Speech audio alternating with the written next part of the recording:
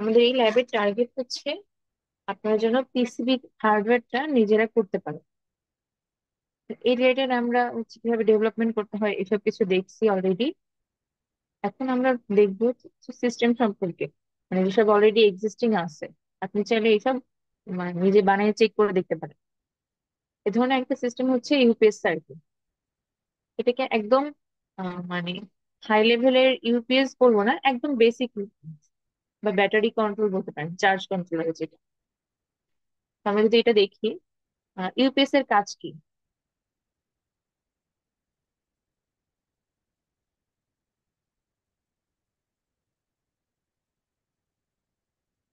UPS এর কাজ কি মেইনলি?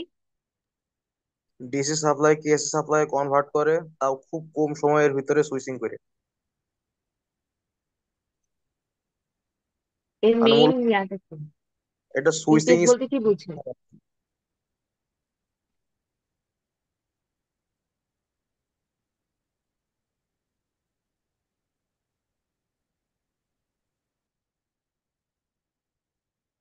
মানে ইউপিএস বলতে আসলে কি বুঝি?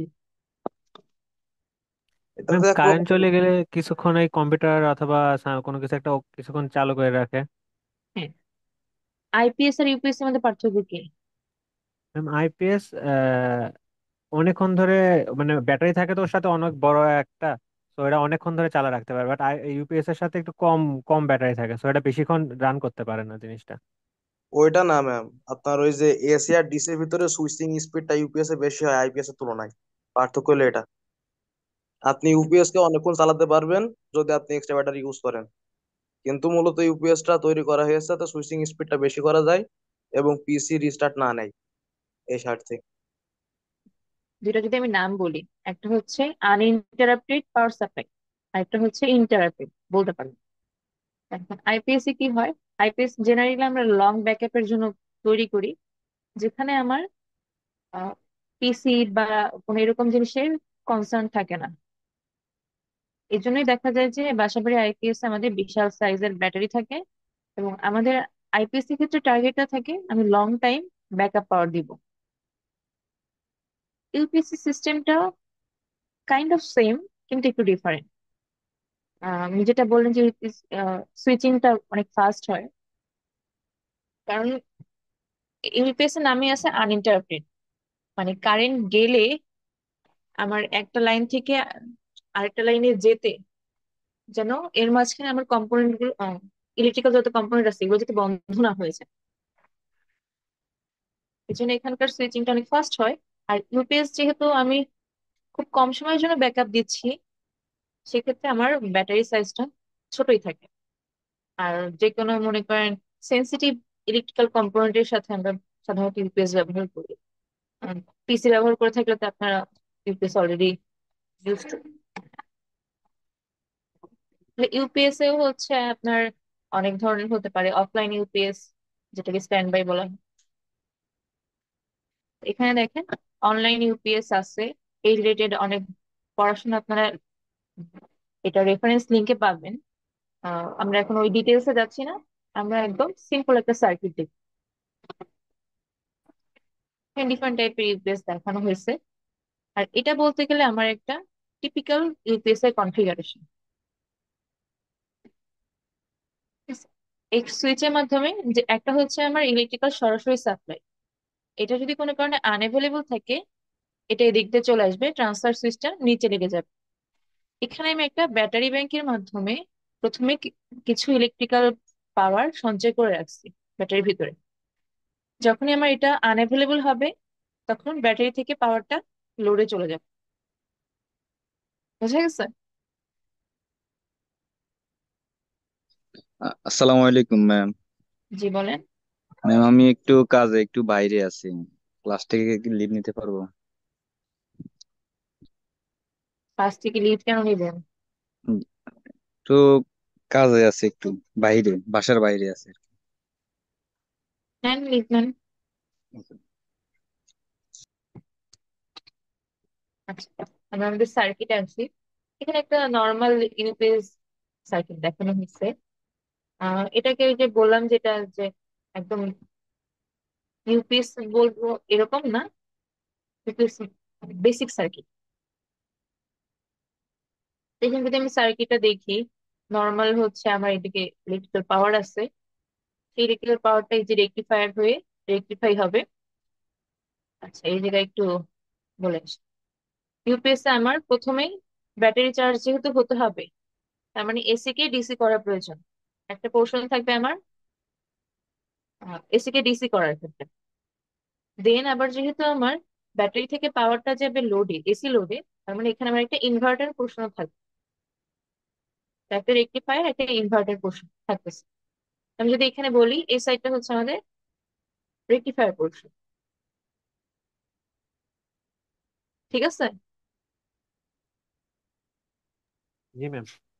তো প্রথমে যখন আমার সার্কিট কারেন্ট থাকবে বলতে গেলে, তখন কারেন্ট এদিক দিয়ে এসে এই ভোল্টেজটা এই যে ইয়ার মাধ্যমে ক্যাপাসিটর জমা হবে, ডিসি হয়ে এখান থেকে আমার চার্জিং হবে। এখানে আছে যে আমার যেন উল্টা পথে চার্জটা না যায়, এই জন্য আমি এখানে ডায়োড দিয়ে রাখছি, ডায়োড কানেকশন দিচ্ছি। আমার ব্যাটারি থেকে চার্জটা সবসময় এই পোর্শনেই যাবে, এই ডিরেকশনে, কখনো ব্যাক ডিরেকশনে যাবে না। এই জন্য আমি এই সাইডে একটা ডায়োড দিছি, এই সাইডে একটা ডায়োড। তো যদি আমি এই সুইচটা খুলে দিই, যেহেতু আমার এটা সিমুলেশন, তাহলে আমি বুঝতে পারতেছি আমার এসির যে সাপ্লাইটা ছিল সেটা চলে গেল। তখন এই 12 ভোল্টের ব্যাটারিটা ব্যাকআপ দেওয়া শুরু করবে। এই 12 ভোল্টের ব্যাটারি থেকে আমি সরাসরি হচ্ছে 12 ভোল্ট পেতে পারি। আবার যদি আমি হচ্ছে একটা ভোল্টেজ রেগুলেটর ব্যবহার করি, ব্যবহার করে আমি 12 ভোল্ট থেকে আরো কমও পেতে পারি। বুঝা গেছে? আপনার জি যখন ম্যাম। কমার্শিয়াল ইউপিএস হবে সেটার সার্কিট আরো একটু জটিল, কিন্তু আমরা আপাতত বোঝার সুবিধার্থে এটি ব্যবহার করতেছি। তাহলে আমাদের এখানে কি কি লাগতেছে? যেহেতু এসি সোর্স আছে, সেখানে আমার স্টেপ ডাউন ট্রান্সফরমার লাগবে ভোল্টেজ কমানোর জন্য। ডায়োড কানেকশন লাগবে এই যে রেক্টিফাই করার জন্য। আবার রেজিস্টার ক্যাপাসিটর লাগতেছে। ক্যাপাসিটরের কাজ কি বলেন তো, রেজিস্টার ক্যাপাসিটরে?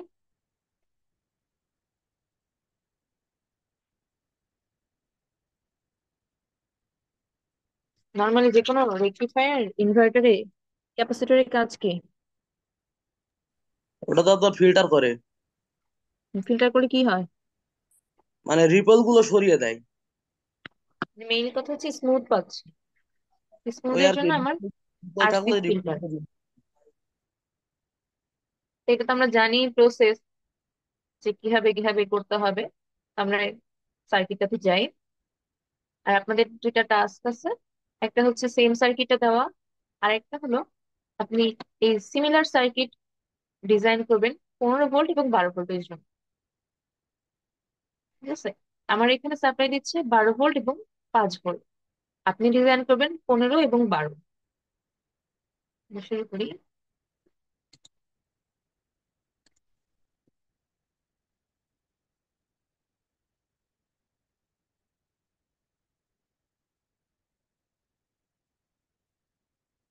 সম্ভবত আমার আগে থেকে করা আছে, তারপর আমি নতুন করে একটা শুরু করছি।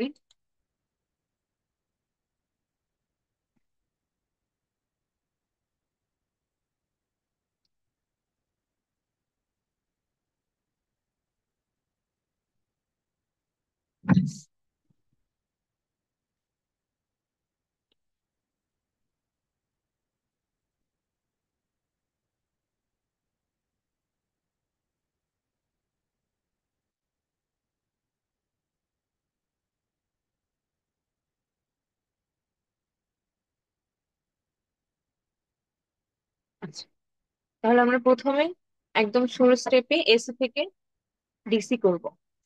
এখানে এসি থেকে ডিসি করার জন্য প্রথমে আমি স্টেপ ডাউন করব। তাহলে আমি কিছু জিনিস নিয়ে নিচ্ছি। সর্বপ্রথমে আমার এসি সোর্স থাকবে, আপনি এখান থেকেও সোর্স নিতে পারেন, আবার এখান থেকেও নিতে পারেন।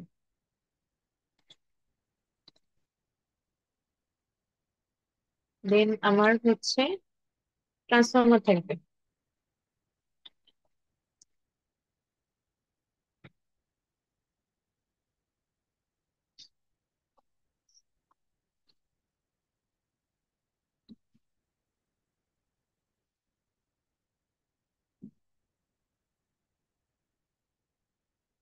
এখানে cancel করছি। একটু চেক করে দেখি। ট্রানকুটি টু এসি আছে।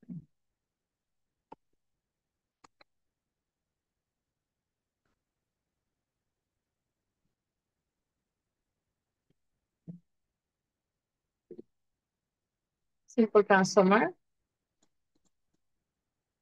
আমার রেক্টিফায়ার ব্রিজ আছে, ব্রিজ দেখলেই চলে আসার কথা। আমি নর্মালি ডায়োড ইউজ করে ডিজাইন না করে সরাসরি ব্রিজ ব্যবহার করতেছি। সে সাথে আছে আমার আর কি থাকবে, ক্যাপাসিটর, রেজিস্টর।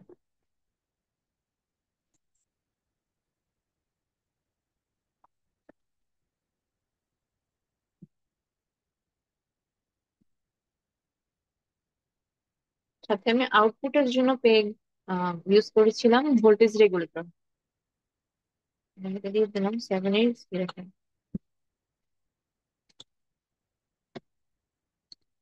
মোটামুটি সবগুলো কম্পোনেন্টই আমি নিয়ে নিচ্ছি। আমার অল্টারনেটর, ট্রান্সফরমার, ব্রিজ নিয়ে নিয়েছি, সুইচ নেওয়া বাকি আছে একটা, ক্যাপাসিটর নেওয়া হয়েছে, ডায়োড নেওয়া হয়নি, আর বাকিগুলো নেওয়া হয়ে গেছে। এলইডি নিবো একটা।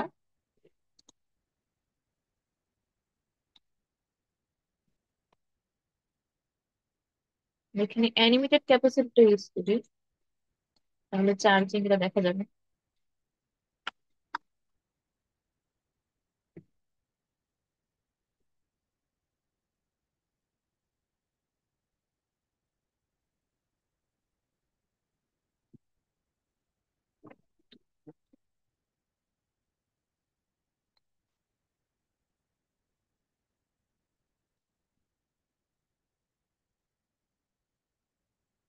এখন মোটামুটি সবগুলোই হয়ে গেছে।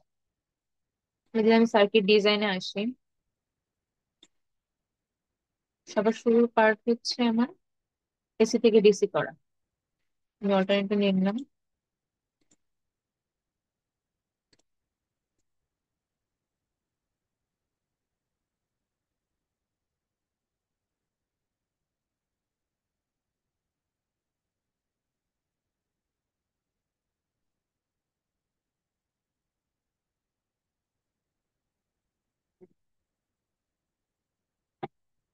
আমি অল্টারনেটর থেকে ব্রিজের মাধ্যমে এস থেকে ডিসি করলাম।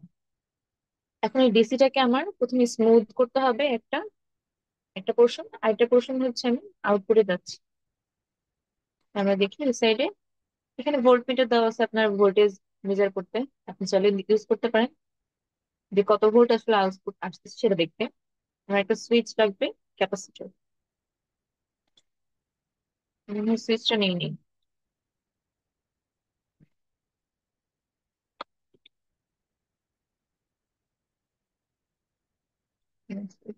এটা নিয়ে নিই।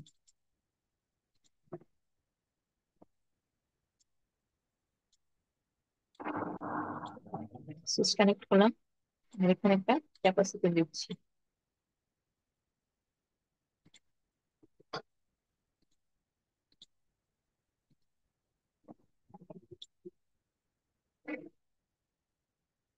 তাহলে আমার এখানে হচ্ছে এসি থেকে ডিসি পোর্শনটা হলো। এরপর আমার কাজ কি হবে, একটা যাবে আমার ডিরেক্ট লাইন, আর একটা যাবে আমার ব্যাটারি স্টোরেজ। তাহলে আমি দুইটা ডায়োড ইউজ করতেছি যাতে আমার ব্যাক ফ্লো না হয়।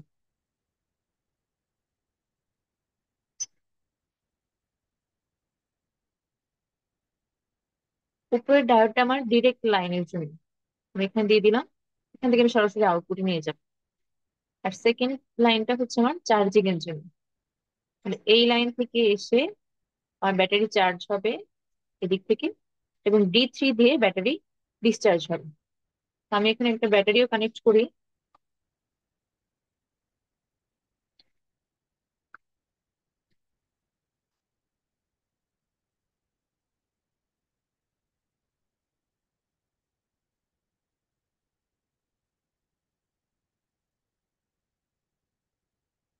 ব্যাটারিটা আমার 12 ভোল্ট।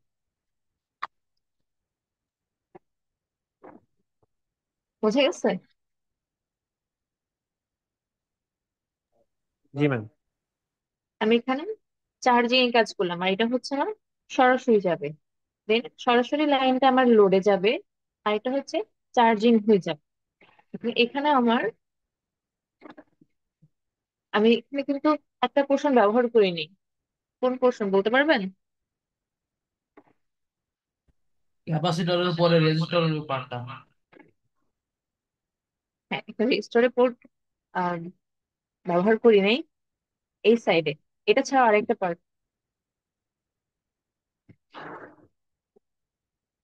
আচ্ছা, আমি এই জায়গায় একটু মডিফাই করে ফেলি। যেহেতু এখানে কারেন্ট ফ্লো হবে, আমি একটা ইন্ডিকেটর লাগাতে চাচ্ছি, যে এদিকে কারেন্ট আসলে এলইডিটা জ্বলবে। আমি এই জায়গা থেকে একটু এটাকে টেনে এদিকে সরাই দিলাম।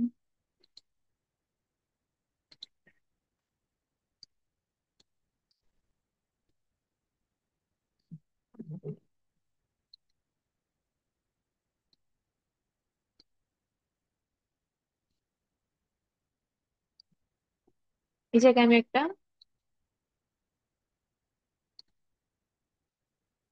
রেজিস্টার কানেক্ট করব।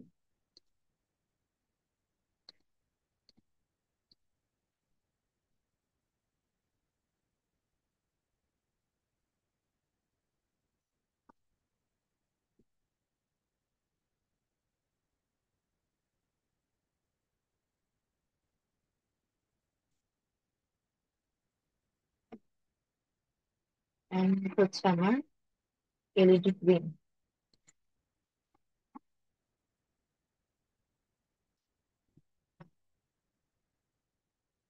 ঠিক আছে, এখন এই পাশ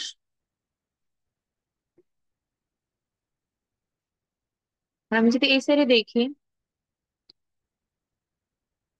এই পোর্শনটা যদি আমি কানেক্ট করে দিই, সে দুইটা আমার আউটপুটে যাবে। আমি দুটাকে এক পয়েন্ট থেকে নিতে পারি।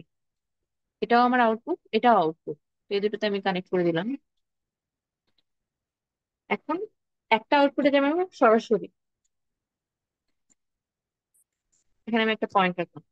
আরেকটা আউটপুট আমি চাচ্ছি রেগুলেট করে 5 ভোল্ট দিতে।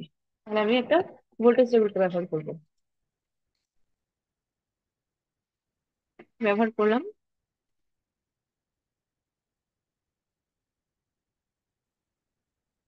ভোল্টেজ রেগুলেটর আগে এবং পরে একটা ক্যাপাসিটর ব্যবহার করতে, যাতে স্মুথিংটা থাকে।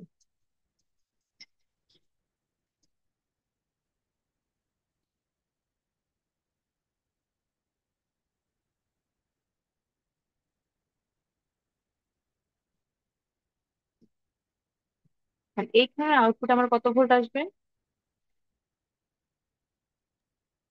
5 ভোল্ট। যেহেতু আমার এই রেগুলেটর 7805, আমার 5 ভোল্ট আউটপুট আসবে। ঠিক আছে, এখানে আমি শুধু হচ্ছে এক্সট্রা দুটা মিটার কানেক্ট করছি, ভোল্টেজ আসলে 5 আসছে কিনা আর 12 আসছে কিনা এটা দেখবে। আচ্ছা, আমাকে এখন একটা প্রশ্ন বলেন, আমি এটার আউটপুটটা আসলে কি পাচ্ছি? ডিসি। DC। আমার যখন অ্যাকচুয়াল ইউপিএস চাই, তখন আমি আউটপুট হিসেবে কি পাই? এসি। এসি পাই অবশ্যই। তাহলে আমার এখানে ইনভার্টারে যে পোর্শনটা ছিল ওটা কিন্তু নাই। ঠিক আছে? আমি এখানে ইয়া দিইনি, এই লাইন আর এইটা এই লাইন অনেক যদিও একই। মেজার হয়েছে। জি, বুঝি নাই। এই সার্কিটটা অনেকটা ভোল্টেজ স্টেবিলাইজারের মতো হয়েছে, এটা ইউপিএস তো হয়নি। হ্যাঁ, আমি তো এটাই বললাম, যে এখানে আপনি 12 ভোল্টটাকে চার্জ করতেছেন, তো এখান থেকে ডিসি আউটপুটটা পাচ্ছেন। আমি যদি এটাকে এখানে একটা ইনভার্টার পোর্শন দিই, তাহলে আমি এখান থেকে এসি আউটপুটটা পাবো। বুঝা গেছে? ওটা আপনারা করবেন।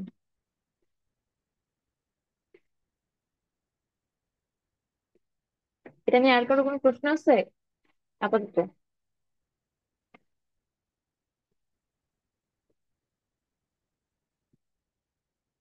ম্যাম, ইনভার্টারে যে টাইম সাইকেল সেট করা লাগে যাতে ফ্রিকোয়েন্সিটা পাওয়া যায় এক্স্যাক্টলি 50 হার্টজ বা 60 হার্টজ, এই টাইম ক্যালকুলেশন না দেখাই দিলে করবানি কি হবে?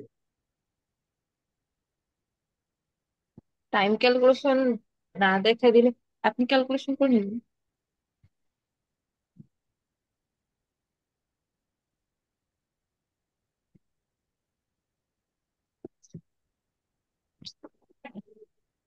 আচ্ছা, এখানে পজিশনিং যদি সমস্যা না থাকে তাহলে আমি ভ্যালু গুলো সেট করে আউটপুটে যাই।